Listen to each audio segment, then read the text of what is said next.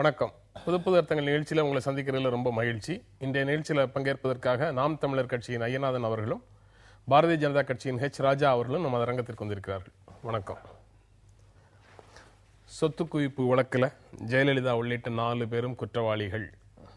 ஜெயலலிதாவுக்கு 4 வருடம் சிறை, 100 கோடி ரூபாய் அபராதம் அப்படின்னு பெங்களூர் சிறப்பு நீதிமன்றம் நேற்று தீர்ப்பு சொல்லியிருக்குது. அதை பற்றி நேற்று புதிய தலைமுறையிலேயே நீங்கள் 2 பேரும் பேசிட்டு இருந்திருக்கீங்க. இருந்தாலும் புது புது அர்த்தங்களில் தொடக்கமாக அந்த தீர்ப்பு பற்றி உங்களுடைய கருத்தை சுருக்கமாக சொல்லுங்கள். நான் நேற்று சொல்லியதைப் போல இந்த தீர்ப்பு வரவேற்கத்தக்கது. நீதிமன்றத்தினுடைய இந்த தீர்ப்பை நாம் தமிழர் கட்சியும் நானும் முழுமையாக வரவேற்கின்றோம். இதில் முக்கியமாக கவனிக்கத்தக்க விடயம் என்னவென்றால், ஒரு ஆட்சியாளர், ஆட்சியின் தலைமை பொறுப்பில் உள்ளவர், முதல் முறையாக ஆட்சி பொறுப்பில் இருக்கும் பொழுதே நீதிமன்றத்தால் தண்டிக்கப்பட்டிருக்கின்றார். இந்த விடயத்திலிருந்து இது ஒரு தனி மனிதருக்கு மட்டுமே பொருந்தக்கூடிய ஒரு தண்டனை என்றாலும் கூட, இதிலிருந்து இந்த நாட்டு மக்கள் புரிந்து கொள்ள வேண்டிய, ஏற்க வேண்டிய பல விடயங்கள் இருக்கின்றது. ஏனென்றால் நமது ஒட்டுமொத்த அமைப்பில் நாம் எவ்வாறு பார்க்கின்றோம், எவ்வாறு அணுகுகின்றோம் என்று நாம் பார்த்தா, ஒவ்வொரு இடத்திலும் நாம் ஏதாவது ஒரு வகையில் நாம் ஊழலில் பங்கு பெற்றுத்தான் இருக்கின்றோம். அது யாராக இருந்தாலும், என் உட்பட சொல்கின்றேன், அப்படி இருக்கின்றது. இந்த நிலை மாற்றப்பட வேண்டும் என்பதே இந்த தீர்ப்பினுடைய அடிக்கோடாக நான் கருதுகிறேன்.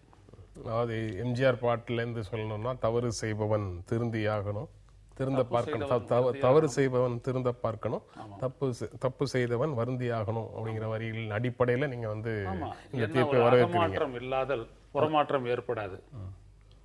பல தீர்ப்புகளில் கூட சொல்லியிருக்கிறாங்க, உங்களுக்குள்ள இதை பற்றி பாருங்க அப்படின்னு சொல்லியிருக்கிறாங்க. ஆனால் நம்ம அந்த மாதிரி ஒரு உட்படுத்திக்கவே இல்லை.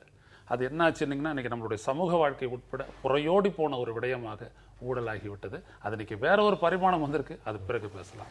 நீங்க எப்படி பார்க்குறீங்க? இல்லை, 18 ஆண்டுகளாக இருந்து வந்த வழக்கு முடிவுக்கு வந்திருக்கிறது.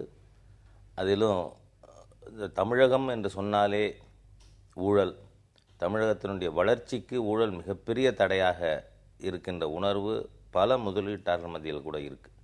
ஆகவே அந்த மாதிரி சூழ்நிலையில் பொது வாழ்வில் தூய்மை என்பது பாரதிய ஜனதா கட்சியினுடைய 5 அடிப்படை கோட்பாடுகளில் ஒன்று. ஆகவே அந்த விதத்தில் இந்த தீர்ப்பானது வரவேற்கத்தக்கது.